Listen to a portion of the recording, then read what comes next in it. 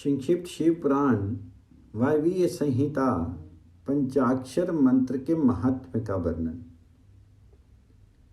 श्री कृष्ण बोले, सर्वज्ञ महिषी प्रवर, आप संपूर्ण ज्ञान के महासागर हैं। अब मैं आपके मुख से पंचाक्षर मंत्र के महत्व का तत्वता वर्णन सुनना चाहता हूँ।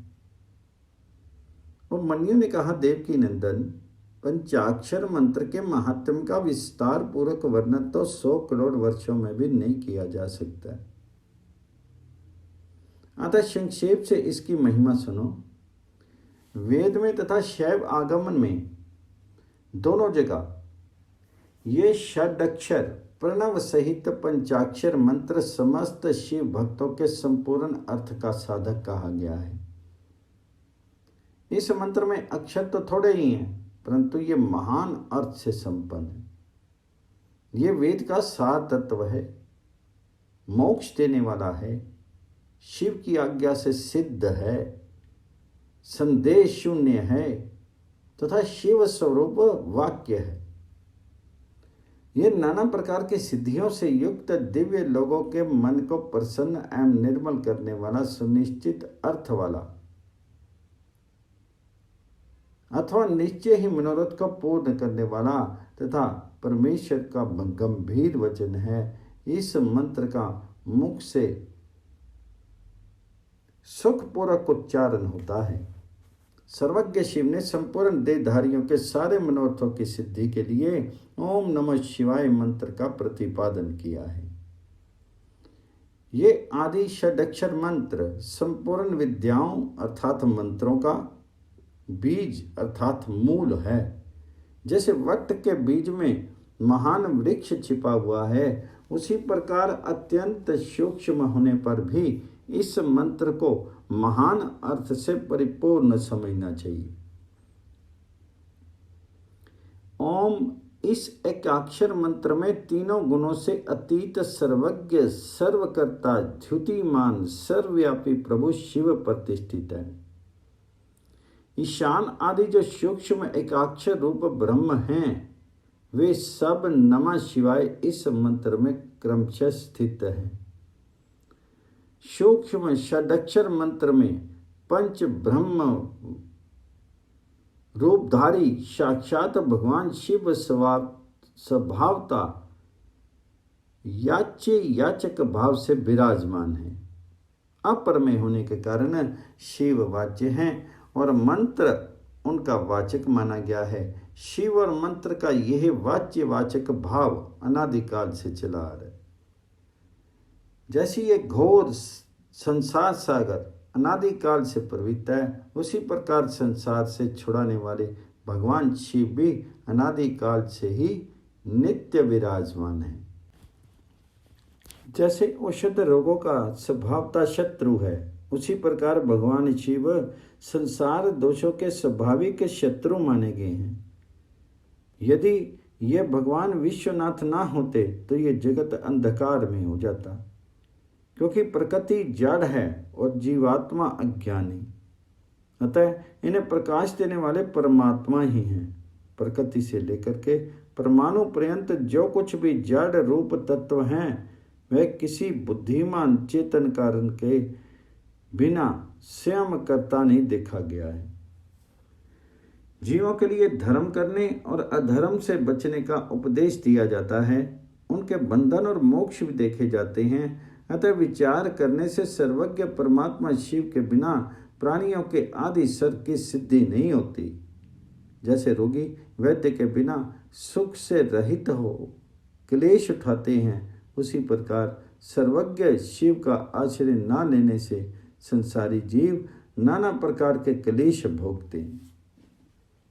अतः यह सिद्ध हुआ कि जीवों का संसार सागर से उद्धार करने वाले स्वामी अनादि सर्वज्ञ परिपूर्ण सदाशिव विद्यमान है।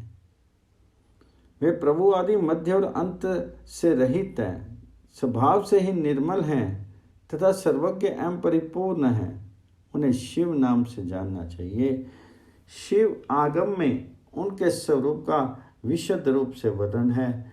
ये पंचाक्षर मंत्र का अभिधान वाचक है और वे शिव अभिधेय वाच्य है। अभिधान और अभिधेय वाचक और वाच्य रूप होने के कारण परम शिव स्वरूप है।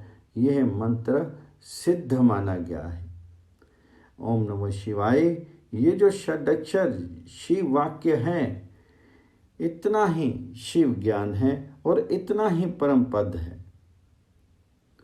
ये शिव का विधि वाक्य है, अर्थवाद नहीं है। ये उन्हीं शिव का स्वरूप है जो सर्वज्ञ, परिपूर्ण और स्वभावतः निर्मल है। जो समस्त लोकों पर अनुग्रह करने वाले हैं, वे भगवान शिव झूठी बात कैसे कह सकते हैं। जो सर्वज्ञ हैं, वे तो मंत्र से जितना फल मिल सकता है उतना पूरा का पूरा बताएंगे, परंतु जो राग और अज्ञान आदि दोषों से ग्रस्त हैं, वे ही झूठी बात कह सकते हैं। वे राग और अज्ञान आदि दोष ईश्वर में नहीं है, अतः ईश्वर कैसे झूठ बोल सकते हैं। जिनका संपूर्ण दोषों से कभी परिचय ही नहीं हुआ, उन सर्वज्ञ शिव ने जिस निर्मल वाक्य पंचाक्षर मंत्र का परिणयन किया है, वह परमानुभूति है, इसमें संशय नहीं है। इसलिए विद्वान पुरुष को चाहिए कि वह ईश्वर के वचनों पर श्रद्धा करे। यथार्थ पुण्य पाप के विषय में ईश्वर के वचनों पर श्रद्धा न करने वाला पुरुष नरक में जाता है। शांत स्वभाव वाले श्रेष्ठ मुनियों ने स्वर्ग और मोक्ष की सिद्धि के लिए जो सुंदर बात कही है, उसे सुभाषित समझना चाहिए। जो वाक्य राग, द्वेष, असत्य, काम, क्रोध और तृष्णा का अनुसरण करने वाला हो, वह नरक का हेतु होने के कारण दुर्भाषित कहलाता है। अविद्या एवं राग से युक्त वाक्य जन्म मरण रूप संसार क्लेश की प्राप्ति में कारण होता है। अतः वह कोमल, ललित अथवा संस्कृत संस्कार युक्त हो तो भी उससे क्या लाभ। जिसे सुनकर के कल्याण की प्राप्ति हो तथा राग आदि दोषों का नाश हो जाए, वह वाक्य सुंदर शब्दावली से युक्त ना हो तो भी शोभन तथा समझने योग्य है। मंत्रों की संख्या बहुत होने पर भी जिसका विमल षडक्षर मंत्र का निर्माण सर्वज्ञ शिव ने किया है, उसके समान कहीं कोई दूसरा मंत्र नहीं है। षडक्षर मंत्र में 6 अंगों सहित संपूर्ण वेद और शास्त्र विद्यमान हैं, अतः उनके स्थान समान दूसरा कोई मंत्र नहीं है। 7 करोड़ महामंत्रों और अनेकानेक उपमंत्रों से ये षडक्षर मंत्र उसी प्रकार भिन्न हैं जैसे वृत्ति से सूत्र जिसने शिव ज्ञान है। जितने शिव ज्ञान है और जो विद्या स्थान हैं, वे सब षडक्षर मंत्र रूपी सूत्र के संक्षिप्त भाष्य हैं। जिसके हृदय में ओम नमः शिवाय ये षडक्षर मंत्र प्रतिष्ठित है, उसे दूसरे बहुसंख्यक मंत्रों और अनेक विस्तृत शास्त्रों से क्या प्रयोजन है। जिसने ओम नमः शिवाय इस मंत्र का जप दृढ़तापूर्वक अपना लिया है, उसने संपूर्ण शास्त्र पढ़ लिए और समस्त शुभ कृत्यों का अनुष्ठान पूरा किया। आदि में नवा पद से युक्त शिवाय ये 3 अक्षर जिसकी जिह्वा के अग्रभाग में विद्यमान हैं, उसका जीवन सफल हो गया। पंचाक्षर मंत्र के जप में लगा हुआ पुरुष यदि पंडित, मूर्ख, अंत्यज अथवा अधम हो तो वह पाप पंजर से मुक्त हो जाता है। अध्याय 12 पूर्ण। अध्याय 13 पंचाक्षर मंत्र की महिमा, उसमें समस्त वांग्मय की स्थिति, उसकी उपदेश परंपरा, देवी रूपा पंचाक्षरी विद्या का ध्यान, उसके समस्त और व्यस्त अक्षरों के ऋषि, छंद, देवता, बीज, शक्ति तथा अंग न्यास आदि का विचार।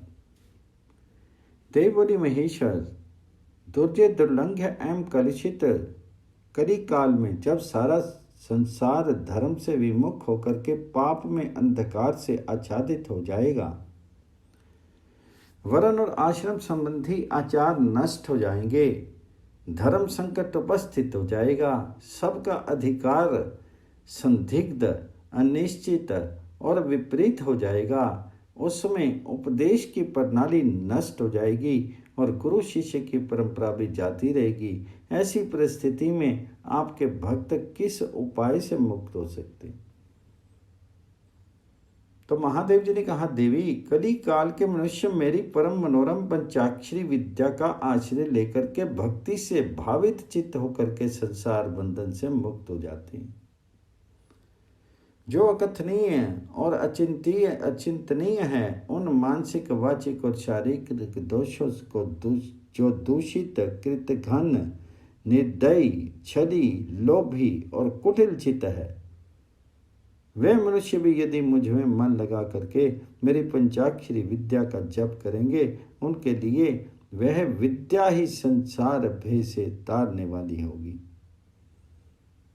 देवी, मैंने बारंबार प्रतिज्ञा पूर्वक ये बात कही है कि भूतल पर मेरा पतित हुआ भक्त भी इस पंचाक्षरी विद्या के द्वारा बंधन से मुक्त हो जाता है।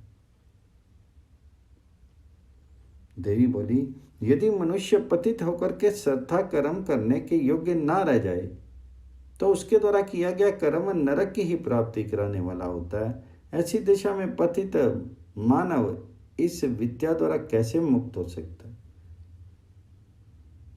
तो महादेव जी ने कहा, सुंदरी, तुमने यह बहुत ठीक बात पूछी। अब इसका उत्तर सुनो। पहले मैंने इस विषय को गोपनीय समझ करके अब तक प्रकट नहीं किया था। यदि पतित मनुष्य मोहवश अन्य मंत्रों के उच्चारण पूर्वक मेरा पूजन करे तो वह निसंदेह नरकगामी हो सकता है, किंतु पंचाक्षर मंत्र के लिए ऐसा प्रतिबंध नहीं है। जो केवल जल पीकर और हवा खाकर तप करते हैं तथा दूसरे लोग जो नाना प्रकार के व्रतों द्वारा अपने शरीर को सुखाते हैं, उन्हें इन व्रतों द्वारा मेरे लोक की प्राप्ति नहीं होती। परंतु जो भक्तिपूर्वक पंचाक्षर मंत्र से ही एक बार मेरा पूजन कर लेता है, वह भी इस मंत्र के ही प्रताप से मेरे धाम में पहुंच जाता। इसलिए जाप, तप, यज्ञ, व्रत और नियम पंचाक्षर द्वारा मेरे पूजन की करोड़वीं कला के समान भी नहीं है।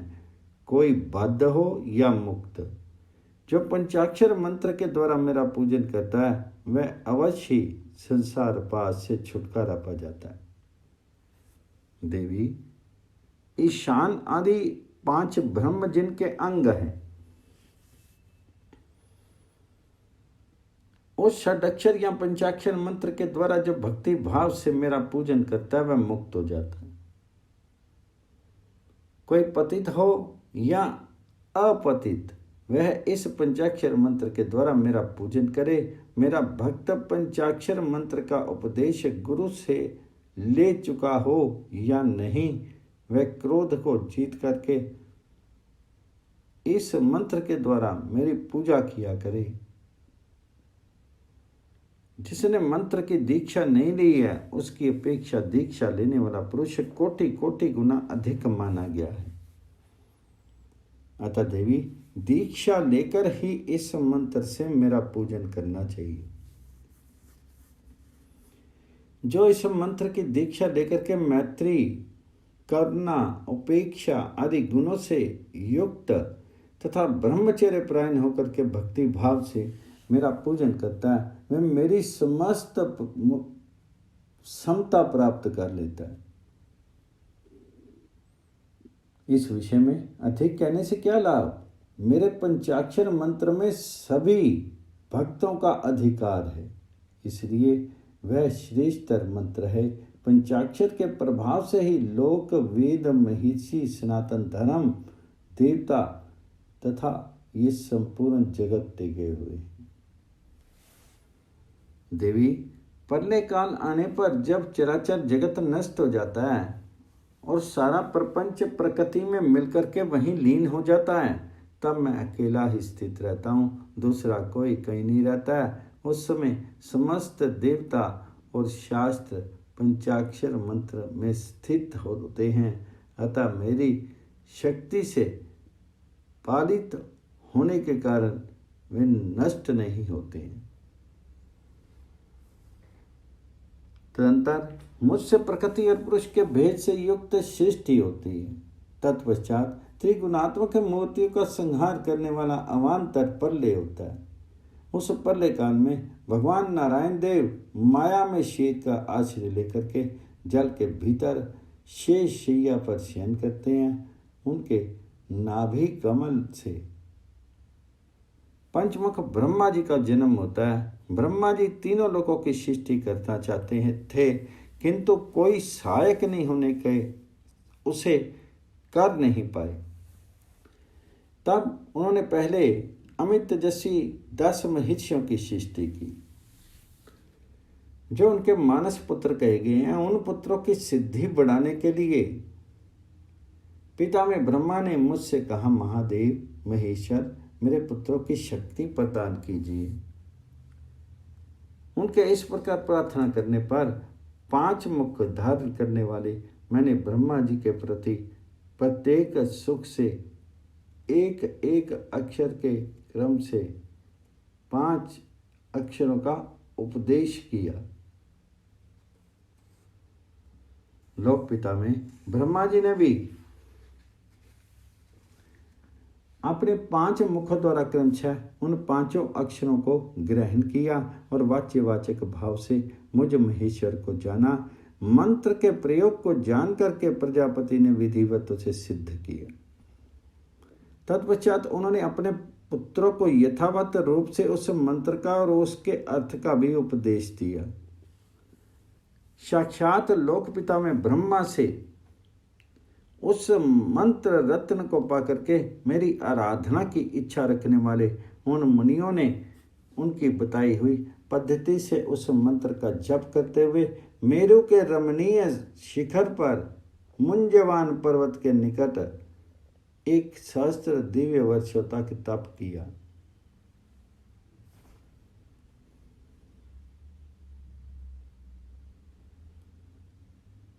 जो लोक सृष्टि के लिए अत्यंत उत्सुक थे, इसलिए वायु पी करके कठोर तपस्या में लग गए। जहां उनकी तपस्या चल रही थी, वह श्रीमान मुंजवान पर्वत सदा ही मुझे प्रिय है और मेरे भक्तों के निरंतर उसकी रक्षा की है। जब ऋषियों की भक्ति देख करके मैंने तत्काल उन्हें प्रत्यक्ष दर्शन दिया और उन आर्य ऋषियों को पंचाक्षर मंत्र के ऋषि, छंद, देवता, बीज, शक्ति, कीलक, षडंग न्यास, दिग्बंध और विनियोग, इन बातों का पूर्ण रूप से ज्ञान कराया। संसार की सृष्टि बढ़े, इसके लिए मैंने उन्हें मंत्र की सारी विधियां बताई। तब वे उस मंत्र के महात्म से तपस्या में बहुत बढ़ गए और देवताओं, असुरों तथा मनुष्यों के सृष्टि का भली भांति विस्तार करने लगे। अब इस उत्तम विद्या पंचाक्षरी के स्वरूप का वर्णन किया जाता है। आदि में नमा पद का प्रयोग करना चाहिए, उसके बाद शिवाय पद का। यही वह पंचाक्षरी विद्या है जो समस्त श्रुतियों की सिरमौर है तथा समस्त शब्द समुदाय की सनातन बीज रूपणी है। ये विद्या पहले मेरे मुख से निकली, इसलिए मेरे ही स्वरूप का प्रतिपादन करने वाली है। इसका नाम देवी के रूप में ध्यान करना चाहिए। इस देवी की अंगकांति तपाए हुए स्वर्ण के समान, इसके पीन पयोधर ऊपर को उठे हुए हैं। ये 4 भुजाओं और 3 नेत्रों से शोभित है। इसके मस्तक पर बाल चंद्रमा का मुकुट है। 2 हाथों में पद्म और उत्पल है। अन्य 2 हाथों में वरद और अभय की मुद्रा है। मुख आकृति सौम्य है। यह समस्त शुभ लक्षणों से संपन्न तथा संपूर्ण आभूषणों से विभूषित है। श्वेत कमल के आसन पर विराजमान है। इसके काले काले घुंघराले केस बड़ी शोभा पा रहे हैं। इसके अंगों में 5 प्रकार के वर्ण हैं जिनकी रश्मियाँ प्रकाशित हो रही हैं। वे वर्ण हैं पीत, कृष्ण, धूम्र, स्वर्णिम तथा रक्त। इन वर्णों का यदि पृथक पृथक प्रयोग हो तो इन्हें बिंदु और नाद से भूषित करना चाहिए। बिंदुओं आकृति अर्धचंद्र के समान है और नाद की आकृति दीप शिखा के समान। समुखी यो तो इस मंत्र के सभी अक्षर बीज रूप हैं, तथापि उनमें दूसरे अक्षर को इस मंत्र का बीज समझना चाहिए।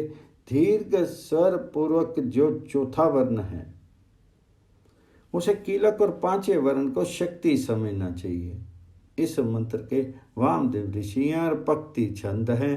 वरान ने मैं शिव ही इस मंत्र का हूँ, इस मंत्र का देवता हूँ। वरारोही, गौतम, अत्रि, विश्वामित्र, अंग्रा और भरद्वाज ये नरक आदि वर्णों के क्रमशः ऋषि माने गए हैं। गायत्री, अनुष्टुप, त्रिष्टुप, बृहति और विराट ये क्रमशः 5 अक्षरों के छंद हैं। इंद्र, रुद्र, विष्णु, ब्रह्मा और स्कंद ये क्रमशः इन अक्षरों के देवता हैं।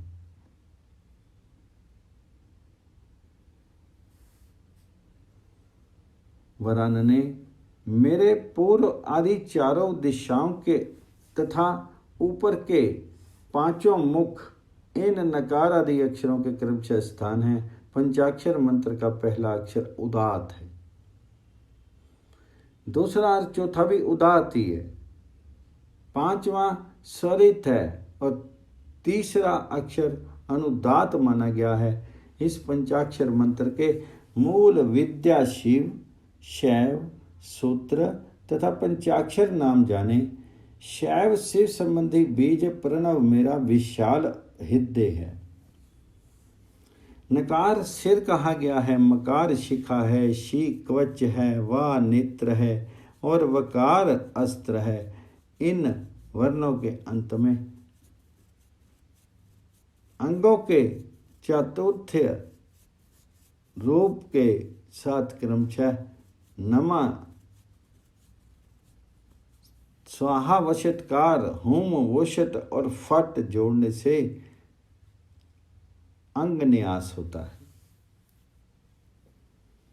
देवी थोड़े से भेद के साथ ये तुम्हारा भी मूल मंत्र है।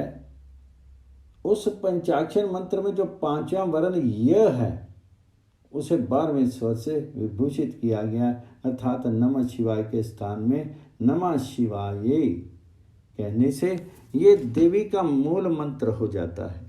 अतः साधक को चाहिए कि वह इस मंत्र से मन, वाणी और शरीर के भेद से हम दोनों का पूजन, जप और होम आदि करें। मन आदि के भेद से यह पूजन 3 प्रकार का होता है, मानसिक, वाचिक और शारीरिक। देवी जिसकी जैसी समझ हो, जिसे जितना समय मिल सके, जिसकी जैसी दृष्टि, शक्ति, संपत्ति, उत्साह एवं योग्यता और प्रीति हो, उसके अनुसार वह शास्त्र विधि से जब कभी, जहाँ कभी, कहीं अथवा जिस किसी भी साधन द्वारा मेरी पूजन कर सकता है, उसकी की हुई वह पूजा उसे अवश्य मोक्ष की प्राप्ति करा देगी। सुंदरी, मुझे मन लगा करके जो कुछ क्रम या व्यत क्रम से किया गया हो वह कल्याणकारी तथा मुझे प्रिय होता है। तथापि जो मेरे भक्त हैं और कर्म करने में अत्यंत विवश अर्थात असमर्थ नहीं हो गए हैं, उनके लिए सब शास्त्रों में मैंने ही नियम बनाया है, उस नियम का उन्हें पालन करना चाहिए। अब मैं पहले मंत्र की दीक्षा लेने का शुभ विधान बता रहा हूँ, जिसके बिना मंत्र जप निष्फल होता है और जिसके होने से जप कर्म अवश्य सफल होता है। अध्याय तेरा पौन।